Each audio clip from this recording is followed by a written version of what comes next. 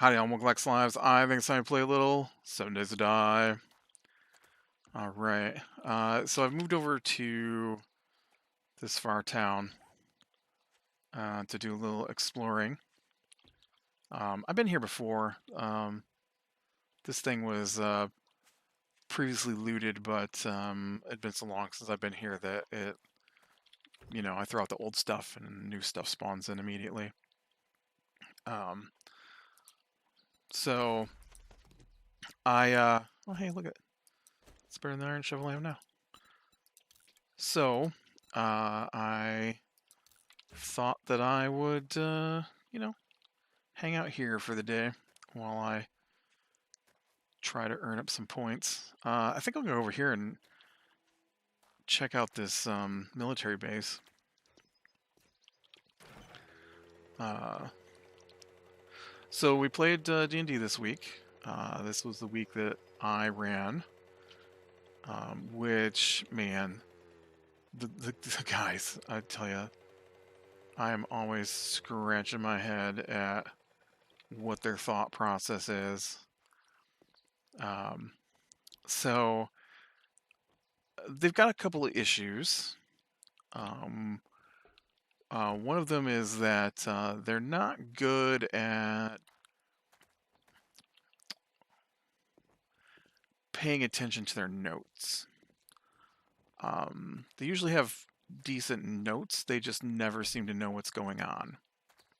Which is weird because I played D&D with them as a player, and they have much better notes in the other game than they do in the game I'm running. And it's not that they're confused, it's that somehow they just never seem to know what's going on, even though it's in their notes.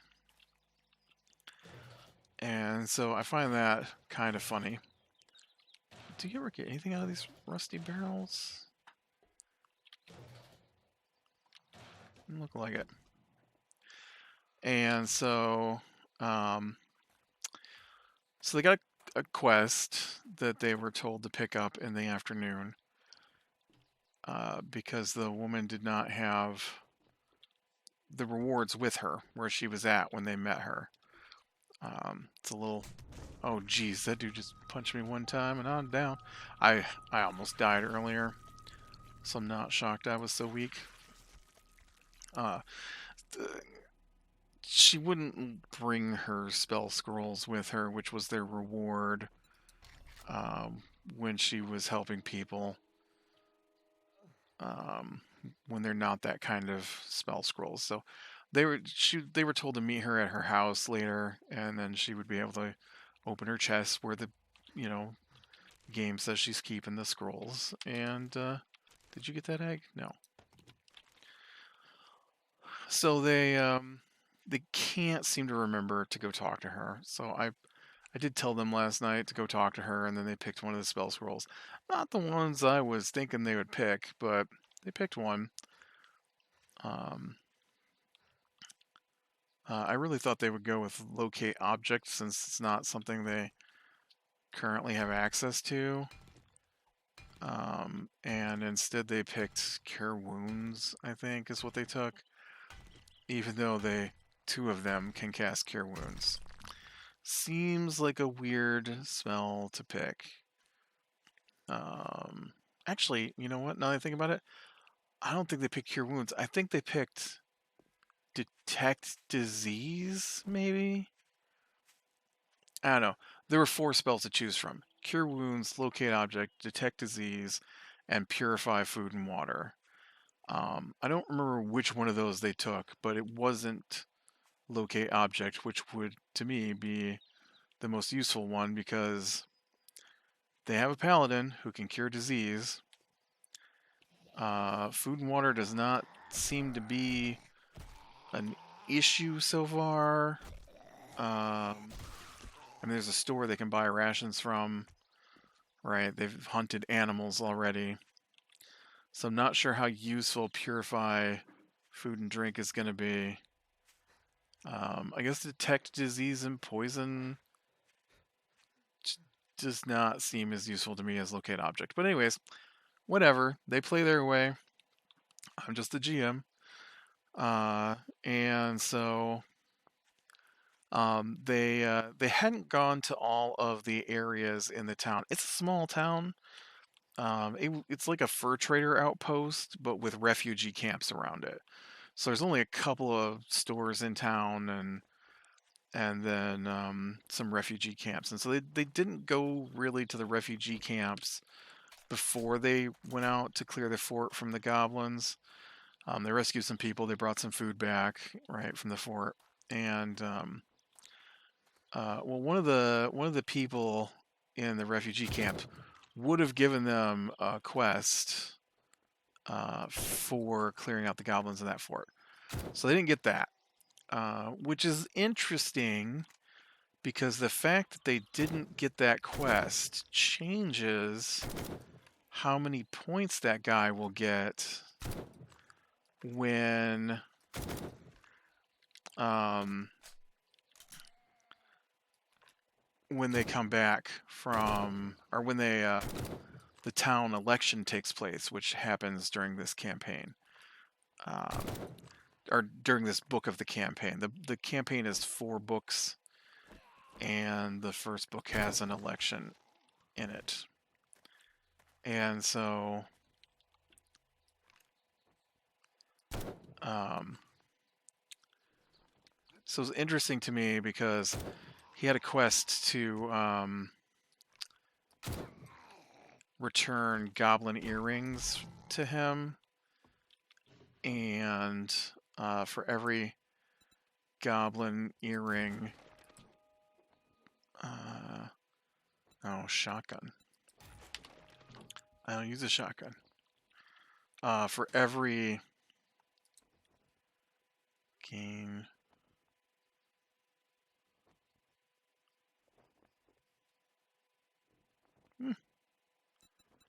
Cool. That one seems useful. Extra damage when you kill something for 10 seconds.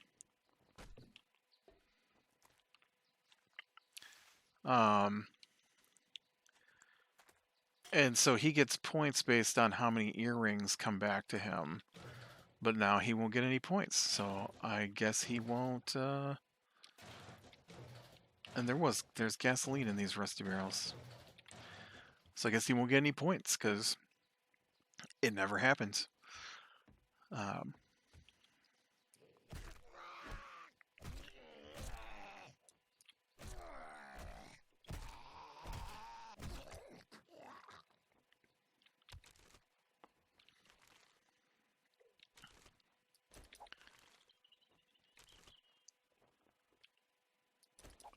so um,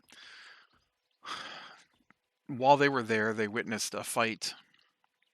It wasn't a like brawl. It was a contest kind of fight, and a nobleman had challenged a commoner to a fight because the only camp they hadn't made it to yet as of last night was the camp from this area called Safe Harbor.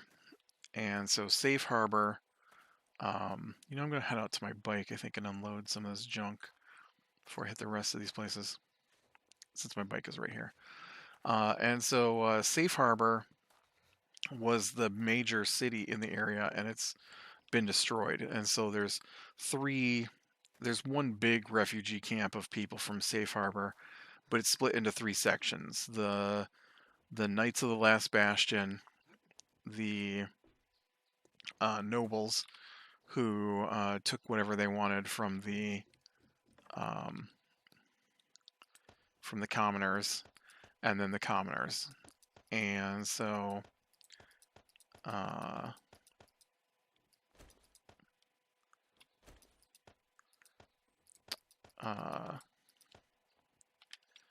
there we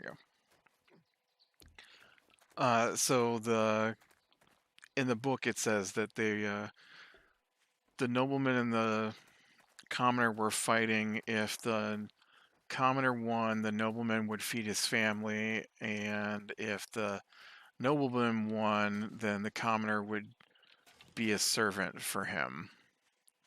So seems like a weird way to get a job, but that's what they were doing. And so the party stepped in and broke it up, and then talked to the commoners to see what they could do to help. And a reoccurring theme is this upcoming election, and the refugees currently have no vote in the election, and so they all want, especially now that the party has maybe not the ear of, but they are definitely working more closely with the town council, and so the hope is that because they're more in tune with the town council, they can get the town council to vote for refugee rights. And oh man, get out of here. Nice. One more point and I can buy that next level of int. And so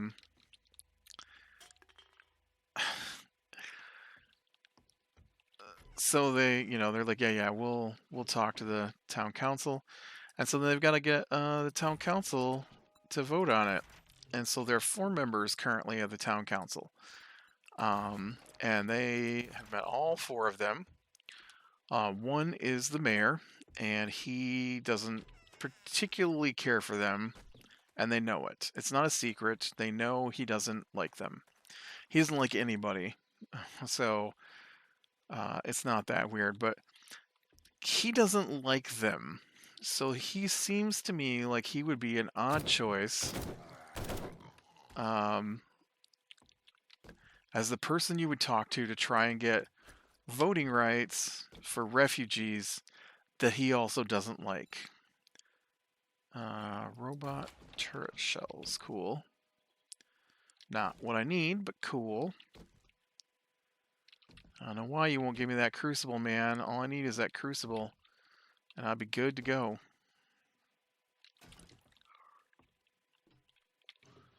You're just so stingy.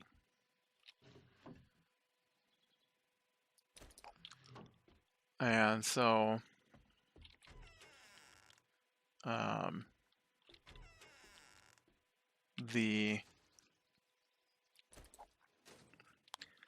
so anyways, so there's the mayor who doesn't like them. There's the next guy, Kalinas, doesn't like them. And then there's Kadra, who one of them has lied to on multiple occasions, and she knows it. So she is not completely trusting of them, even though they did help her out greatly. She's a little more trusting now, and provided she survives what's happening at the moment, then I feel she will definitely trust them at that point. She's a secret sorceress. Nobody in the town knows she's a sorceress. Apparently it's frowned upon in their town. I don't know why. And her old master has showed up, and she's crazy. And so she believes, actually I think it might be partially true. She believes that if she drinks the blood of her apprentices, it will allow her to turn into a dragon. And since she's got scales that she clearly wasn't born with, I think it might be working. But she is there to drink Kadra's blood. And this is their last day to save Kadra, or else she's going to be dead. Those wheels are in motion now. Which I think is kind of fun for this campaign. It's not something I haven't played a lot of campaigns. D&D campaigns can take a long time, and I am enjoying this one as a DM. Um, it's very interesting. I've played a handful of pre-made campaigns as a player. This is a pre-made campaign that I'm running as a DM, and other pre-made campaigns do not have the interplay, I guess, um, that is happening in this one. And so I think it's cool that there are these events that happen based on what's going on. And so, like, they've been asked to find this woman and bring her to Kadra, the council member. And if they don't find her and they don't bring her to them by nightfall, then that woman will kill Kadra. And so there's been a few moments like that in the game that I thought was pretty interesting. But anyways, so they agree to help the refugees, and then they go and they talk to the noblemen, and the nobleman, their leader, he's interested in power. He had power, and he wants it back. He had power before the event that destroyed the area happened, and so he just wants it back, and he wants to take over the town. Basically, that's his plan.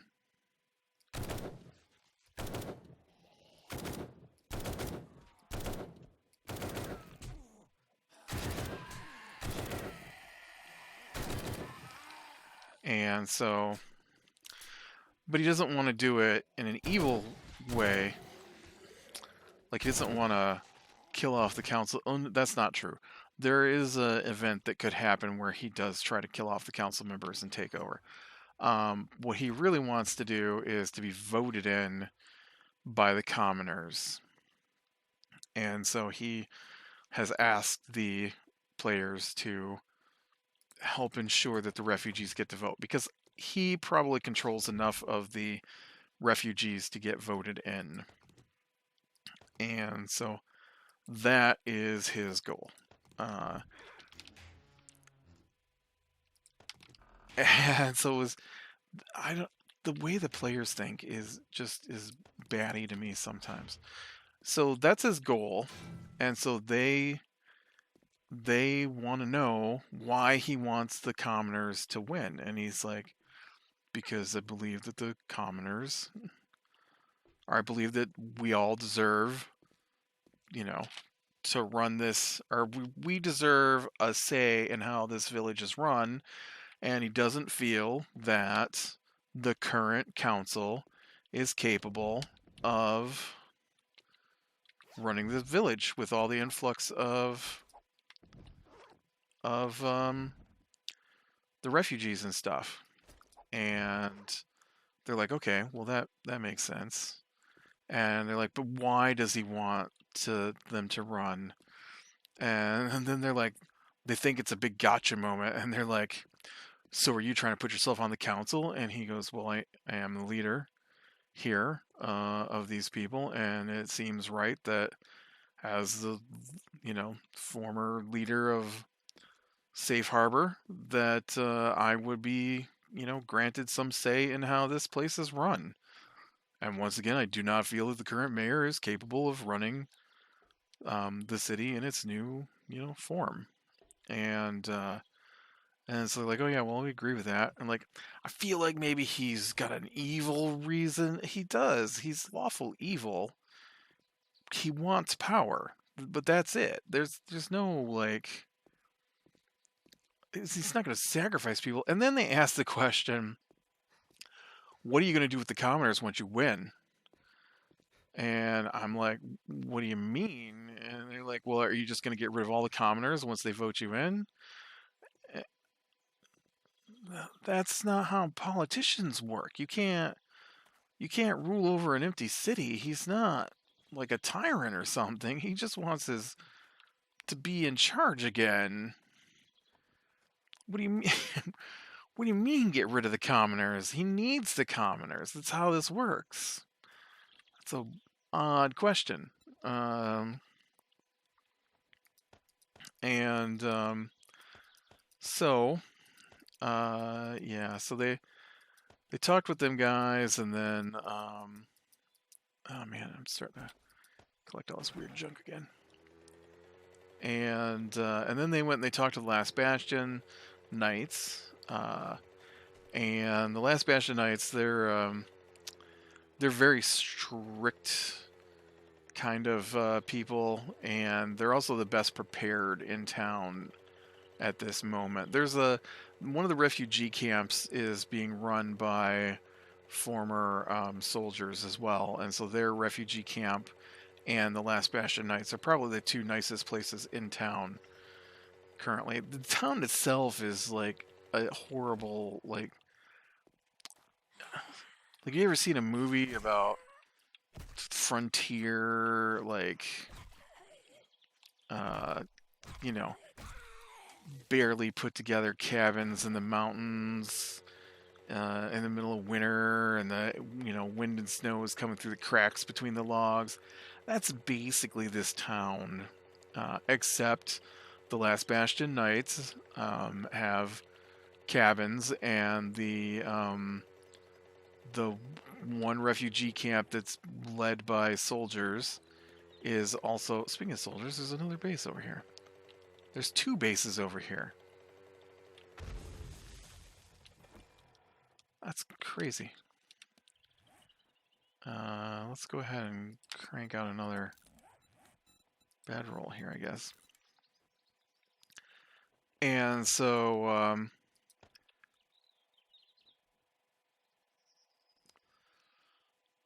they talked to those guys, but there wasn't really a whole lot for them to talk with the Last Bastion people. They asked if they wanted to join because they liked the fact that the group killed off orcs and goblins, because the leader, well, the whole organization of the Last Bastion Knights is designed around fighting orcs and goblins, and they already know that. They've been to their one of their original places, and actually spoken with a ghost of the dude who formed the order.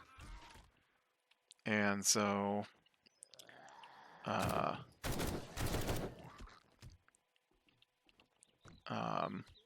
but they didn't want to join. They agreed with the things he said about how they should bring order to the city, how someone needs to be um, someone needs to be in charge, someone that the current council is not capable of obviously running things because there are still refugee camps and no one is building roads or housing or dealing with the lack of food or anything like that. And so they get the feeling that that guy wants to take over. He does, and he's actually not one of the ones who is going to run for council. But given the events that happened, he might end up being in charge. And so this is where I'm leading to. So the rogue in the group, he has lied to council members, and his personality, like the guy who plays him can't remember from week to week what he was acting his characters like. He's a DM for the other nights, and so it's a pretty good running joke that he can't remember the voice of the characters that he plays, because sometimes he likes to do a voice, and it'll change from conversation to conversation on the same night because he can't remember what his guy was supposed to sound like. And so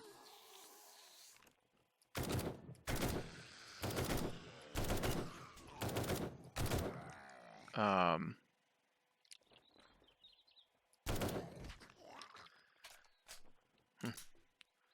that's funny. The soldier went down easier than the scientist guy. And so he he decided that, okay, so there's this woman, Kadra. Like I said, if she might die. Um, Actually, I don't know if I talked about that.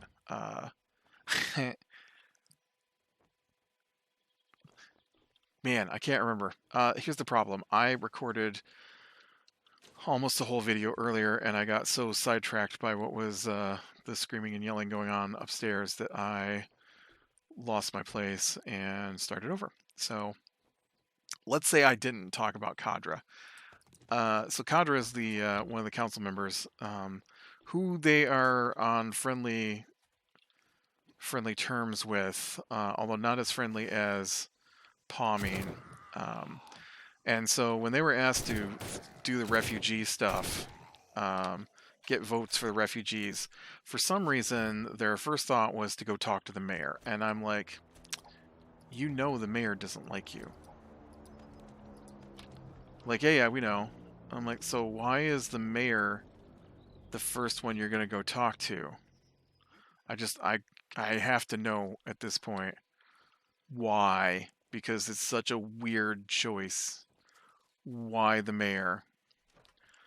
Well, who was we supposed to talk to? I'm like, well, I mean, it just needs a vote from the council.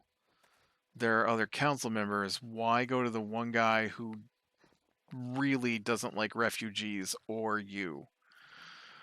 Well, that's true. I guess we could go talk to Kalinas. I'm like, Kalinas doesn't like you either. Um, I'm like, but he has asked you to help him overthrow the mayor. And so maybe if you help him overthrow the mayor, then he would vote in your favor. Uh, and so that's what they did. They went and they got the necklace. Okay, so this was funny because they were trying to keep it secret from him because they didn't know how they wanted to do it because they found out that the mayor is having an affair, and the woman who knew they were having an affair didn't want it revealed to Kalinas because Kalinas is um, also not a great person and she doesn't like him, and so she kind of wanted to uh, get rid of both of them if possible. And so they did all of that stuff before the other guy joined our group to play D&D, and so he wasn't aware, and so they didn't tell him. They only told him that she had the necklace, and so he blurts out to the dude that they have the necklace. And the other guy's pretty perturbed and was like, well, I guess that cat's out of the bag now. And the guy's like, what? He's like, we weren't telling him that. He's like, oh, well, you didn't say that we weren't telling people. And he's like, yep, yep. And I'm like, yep. So anyway, so they gave him the necklace. So now he has the thing he needs to reveal that the mayor is having an affair, which will help him in the election, which is what he wants. Secretly, what's happening and actually plays into what's probably going to change the face of the town leaders, is that the Kalinas guy murdered someone, and the mayor knows it, and the mayor is using that to blackmail him into siding with the mayor whenever there's a vote. And so now Kalinas is going to think that now Kalinas would have thought that he could use the fact that the mayor's having an affair to counteract the fact that the mayor knows he murdered someone. But, the DM who plays the rogue has a tendency to not pay attention to what's going on, and then he's really afraid that someone will harm or anything to his character, really.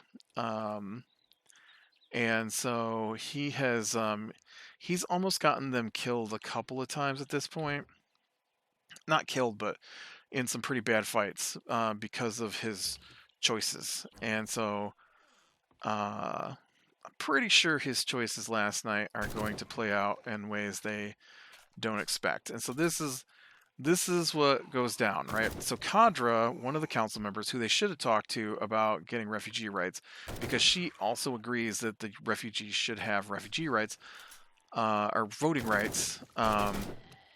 And so they had brought her food for the town, which included the refugees. And so she is all for voting rights for them because she believes they should all be part of the town.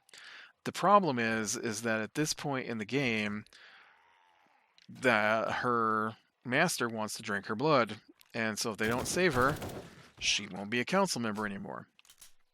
And they're on their last day to save her. They don't know that. They don't know what's going on. They only know that she has asked them to find this woman and bring this woman to her because she suspects that that woman is her former master who's hunting her, and she is in hiding from this woman. It's why she's in this town. So there we go. That's an int point.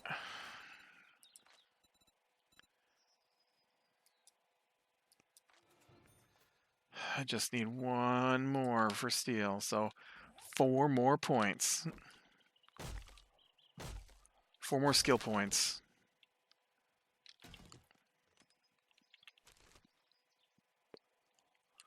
So, to get to the end of my story here, what has happened is while they were talking to Kalinas, they looked around, and the thing is that they basically are demanding that these people tell them their dirty secrets, and so they won't. And so there's a thing you can do called a shoot, I forgot what it's called. You get a feel for how they're acting. If you feel like they're lying to you or not, it's I want to call it an intuition check. That is not what it's called. But basically, so they ran those and they realized the dude is not telling them the truth. And the other guy, he wanted to run a perception on the room to see what he could see in the small room they were in while they were talking to him. And so I'm like, all right. And so he rolled really good, like as high as he could roll. I don't really plan out stuff too much ahead of time, so I don't know what I would have decided if he rolled lower, but he rolled really well.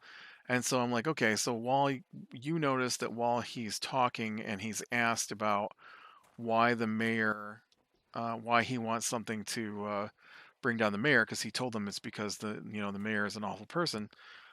He quickly glances at a chest in the corner of the room. The chest is under 2 big crates, but you also notice that those things have been moved repeatedly. And so the rogue, this is the one thing he remembers. So then they stake out Kadra's place looking for the woman. I kept rolling to see if she'd show up, and I didn't roll below an 18. My goal was anything below a 10, she would show up. I didn't roll below an 18 the entire time while they were camping outside of her house waiting for this woman to show up. And then she is going to show up. I just rolled a 7, but now it's daytime, so it's going to have to play out in the daytime, I guess. Oh, this is some interesting looking territory here. I don't like the looks of these woods in the distance.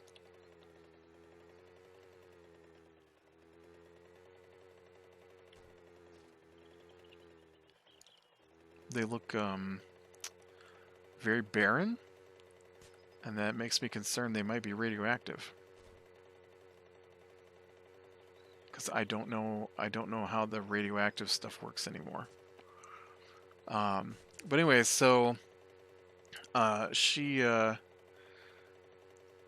So while they're watching this woman's house, waiting for this other woman to show up, while they're watching Kadra's house, waiting for this woman to show up, the rogue decides to take matters into his own hands, and he goes back to the place. And so then we have this big argument. Um, sometimes the rules are weird, and I can't get my head around the writing in them. And I know what they say, but they break the way the game works. And I was a little surprised that the DM chose to play a rogue because... Okay, I'm not dying. Oh.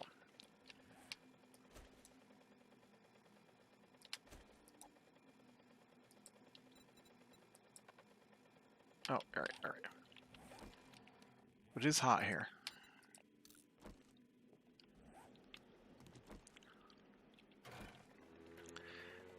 And so, dang it, getting hot made me forget what I was saying. So anyways, the rogue. I was surprised he picked a rogue because he usually picks something that can stay away from the bad guys. But usually a rogue gets in close with swords and stuff. Or you could use bow, but he's not using a bow, he's using swords. And so I was very surprised. Well, last night I found out why he picked that. So it has this ability that if this particular type of rogue fails an ability check, they automatically get to roll a d6. And they only spin the dice if they succeed.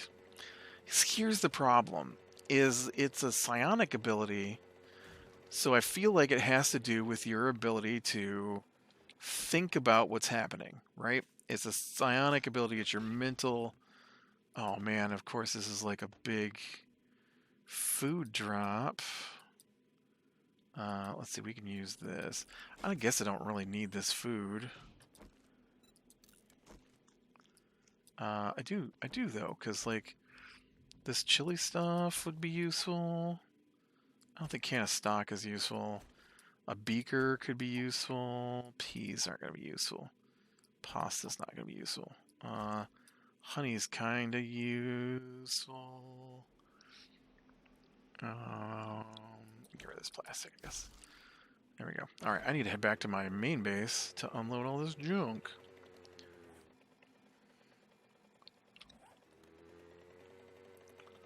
So, man, I really need to finish this story. So it turns out that, like I said, it automatically grants an extra d6 on any ability check or skill check or tool skill check that you fail. And he's like, so I want to use this on my stealth rolls. And I'm like, that's just... How would you... Like, it's a nudge thing, right? You try to use your lockpicks, and you think you're going to fail, and so your psionic ability kicks in and gives you a little extra telekinesis bonus or something, right? I can't grasp how it would work on something like stealth. Because, like, initiative is a ability check, right? So if you don't get the highest in initiative, do you automatically roll a d6 then? Because technically, if you're not the highest, did you fail? So I did not let him... Hold on. I did not let him just roll a blanket d6. I'm like, I'm not doing that. It doesn't make any sense to me. You can't know whether or not you are stealthed. That's not how it works. It's a contested thing, so you can't know that you failed because because you roll your stealth and then they have an ability check against your stealth. Now, is stealth an ability check? Yes. But I, you know what? I think I've got a handle on it just talking it out loud here. So if he rolled under their passive,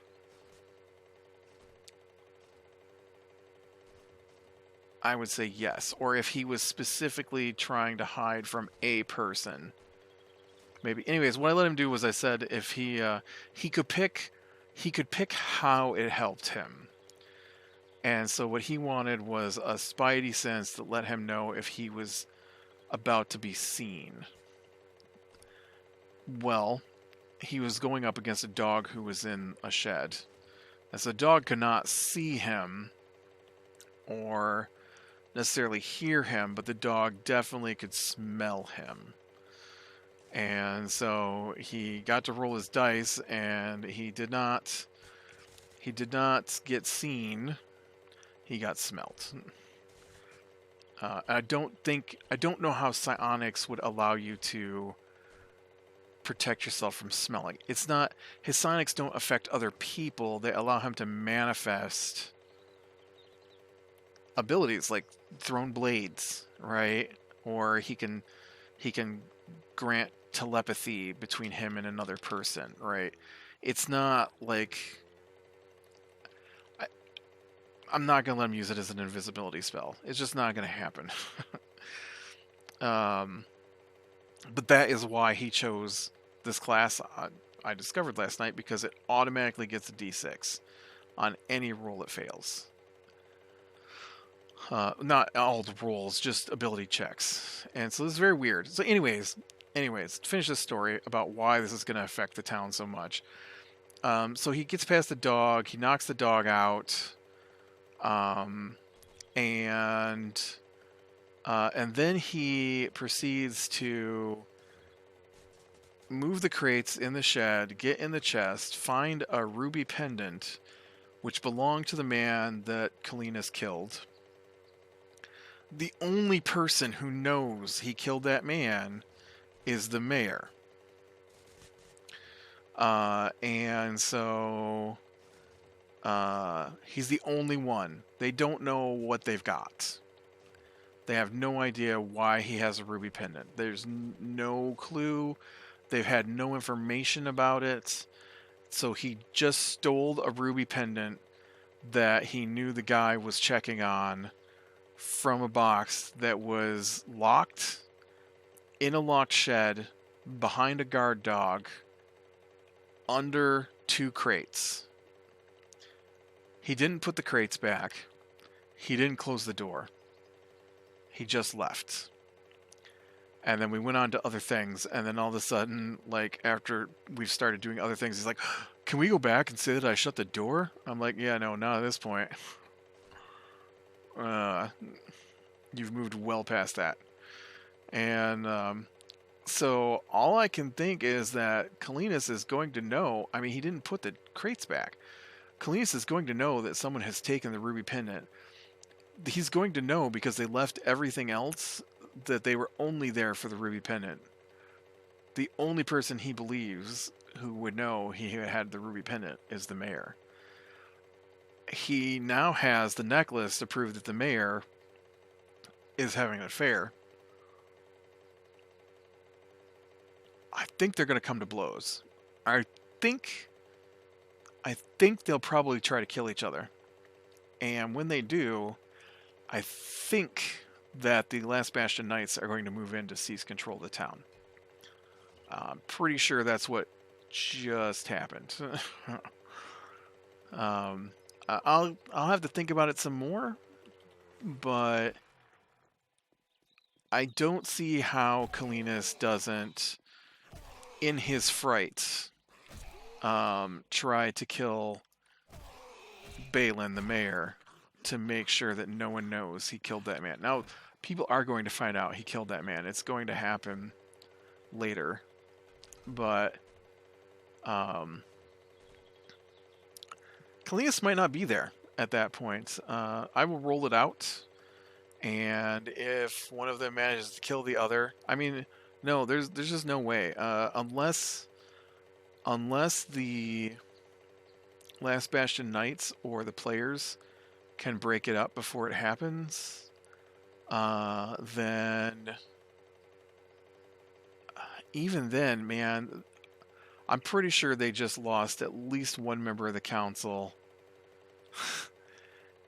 Because if the Last Bastion Knights seize power, they're going to be extremely strict. They're going to kill Kalinas for murder. If he dies, then maybe the mayor will retain control. No, I don't see it. The mayor is going to lose control, but he might be able to talk his way into self-defense. Um, uh, and But yeah, I don't think Kalinas can make it out the other side of this alive. And if they don't find that woman, then Kadra isn't going to make it out the other side alive either. And so they're quickly shrinking the size of people. Uh-oh.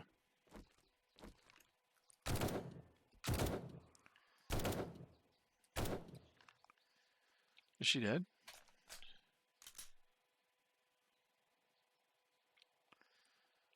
Okay. People who are in charge of this town. So it's an interesting turn of events.